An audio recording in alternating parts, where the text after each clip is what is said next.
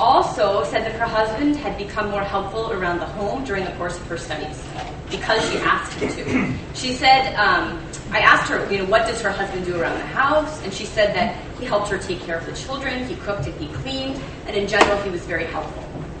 So I said to her, has he always been like this? And she said, no, before he hardly ever helped. When I asked him, why don't you help me do this? For example, could you think that I'm your mule? I'm not going to do this. That is what he thought, she said. But she told him that we have to mutually help each other. So she said that he began to reason, and now he helps her. And she thinks that it was the dialogue that she had with her husband that encouraged him to become more involved at home. And then finally, I'll stop with the experience of Anna, who also had recently confronted her husband, Mauro, by sitting him down and calmly explaining to him that she was not happy with their home life. One of the things about Mauro that really bothered her was that he spent much of the time outside the home, hanging out with his friends, that he spent some money on what she called vicios, which were cigarettes, and they had a lot of needs at home. And so I said, well, do you talk about these things with him? And she said, look, before this was my problem, but now I see that everything is changing. Because I recently had to talk to him because I couldn't stand it anymore. I told him that it might be better for us to separate because there was no dialogue or understanding between us. I saw that he spent his money badly on the street, and at home we have many needs.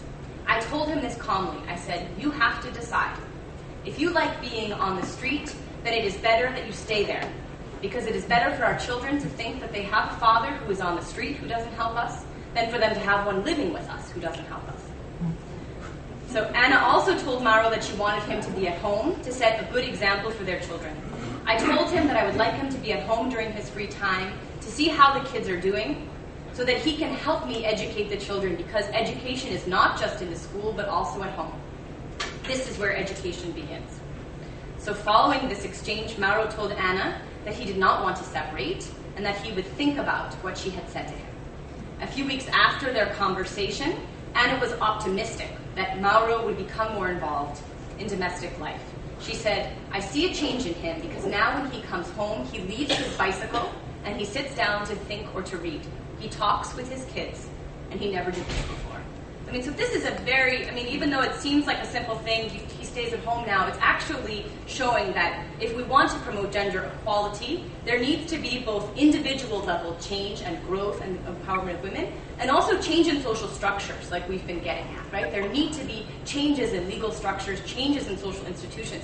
But often we forget about the family as really, in some ways, the most fundamental social structure of our civilization. And so we need to see changes within the family in order to advance gender equality. So just some very brief concluding thoughts. My findings suggest that SAC can help address gender inequality by empowering rural women and challenging gender stereotypes. The rigorous application of gender equality will revolutionize every institution in society, including the family as the foundational building block of civilization. The objective of gender equality is not simply about opening up more opportunities for women to do everything that men do today, because we know that much of what men do today, as we heard in the first presentation, is cruel and undignified. The application of the principle of gender equality is a requirement for the establishment of peace, a definitive move away from violence, and a move towards genuine prosperity. So we know that, in short, without gender equality, development simply will not occur. Thank you very much.